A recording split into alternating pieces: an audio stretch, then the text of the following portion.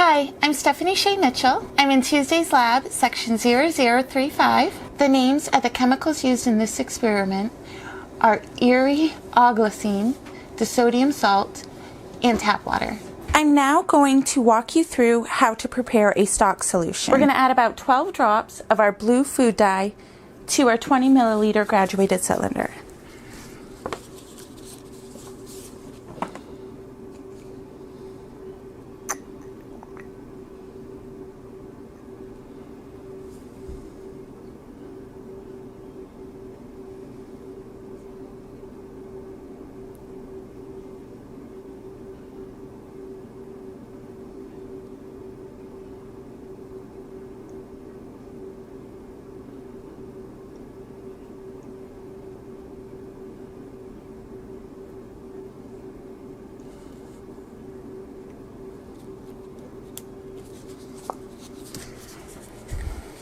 That was 12 drops exactly. Next, we're going to use a clean pipette and we're going to fill our graduated cylinder to the 15 milliliter mark line.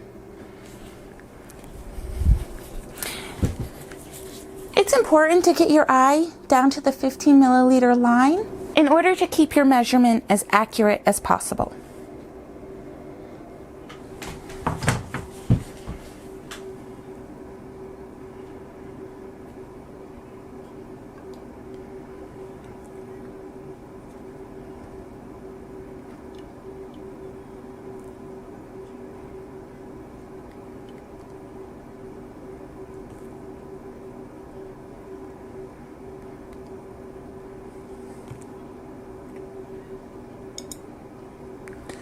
We're at about 13 milliliters, so now I'm going to go very slow and lower my head. 14 milliliters.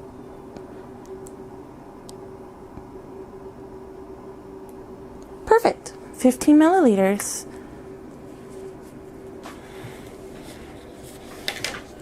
Next, we are going to pour this solution into our 50 milliliter beaker.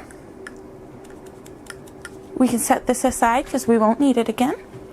We are going to swirl our solution gently in order to mix it. And now we have a stock solution. We're going to take our 10 milliliter graduated cylinder and we're going to fill it with our stock solution to the 10 milliliter mark.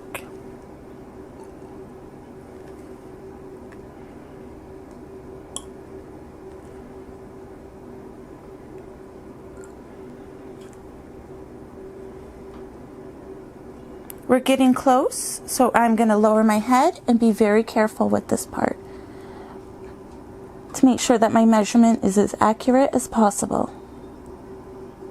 Perfect. The rest of this is going to go back in here, and this stock solution is going to become our 5th sample. Now, we need our weighing cups. We're going to set them up, 1, 2, 3, 4. And I am going to use my data table from my lab report as a cheat sheet.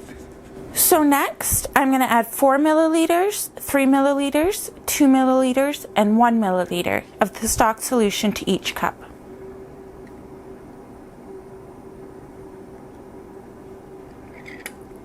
Because we started with 10, I'm going to go down to the 6 milliliter mark, which is exactly there. Next, I'm going to go down to the 3 milliliter mark.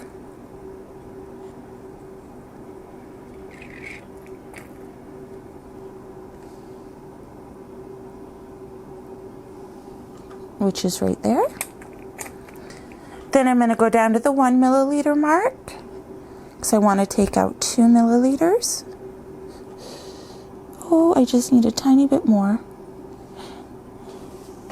Perfect. So 2 milliliters into this cup, and then the last milliliter can go in here. We can set that aside because we're done with it. Next, we're going to take a clean pipette and we're going to add about 1 milliliter to the 4, 2 milliliters to the 3, 3 milliliters to the 2 and 4 milliliters to the 1 of water to give us a total of 5 milliliters of solution in each cup. There's about 20 milliliters in, there are about 20 drops in each milliliter. So for this one, I'm going to put 20 drops of water with a clean pipette.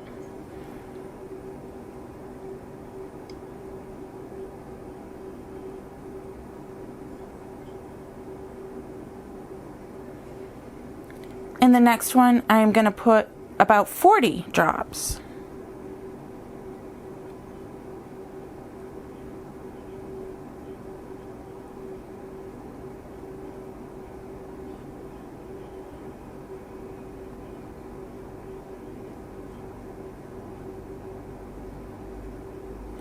The next one, I'm going to put about 60 drops.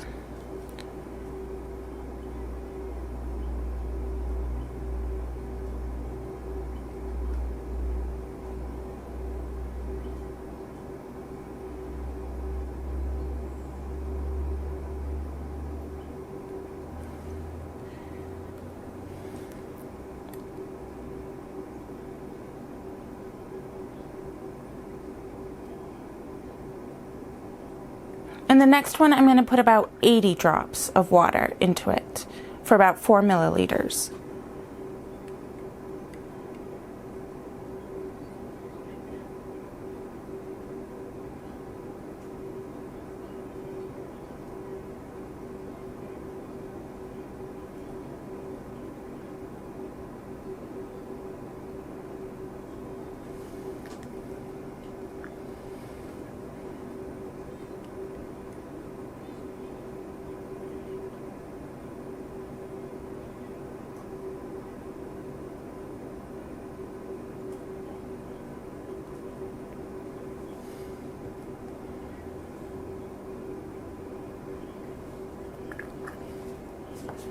Now we're going to gently swirl each solution to mix it.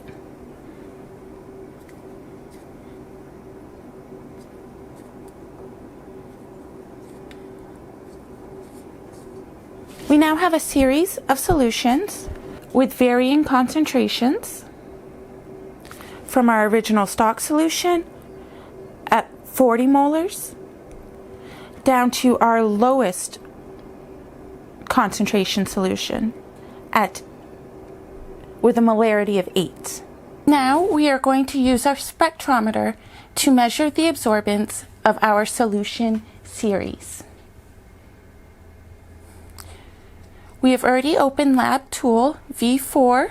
We have also selected Tools and Serial Monitor. We have ensured that new line and 9600 baud are at the bottom of the window. And in our last column is our ABS value, our absorption values. So now we are going to start with our water sample. That is this one here, and I'm going to turn it until I find the little triangle mark that's not going to come into focus.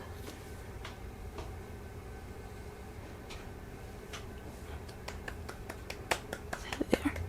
So this little triangle mark on all of them needs to be pointing towards the red light where the wires are coming out of my spectrometer. This is the only one I'm going to try to focus and show you with. So I'm going to place the water into the spectrometer very carefully, as carefully as I can. And at this point, my assistant, the lovely Bailey, is going to type in S,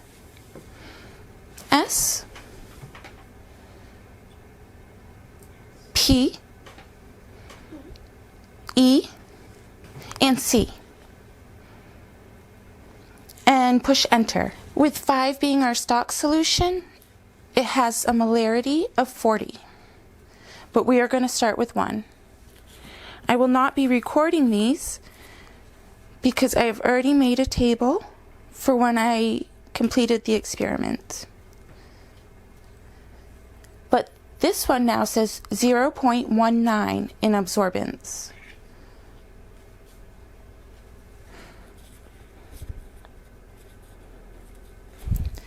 The second one says 0.35. The third one says 0.62. The fourth one says 0.65. I think that might not be right. The fifth one says 0.92. Here is our absorbance and concentration data graph. On the bottom of the image, you can see our linear fit. The y-axis is our absorbance.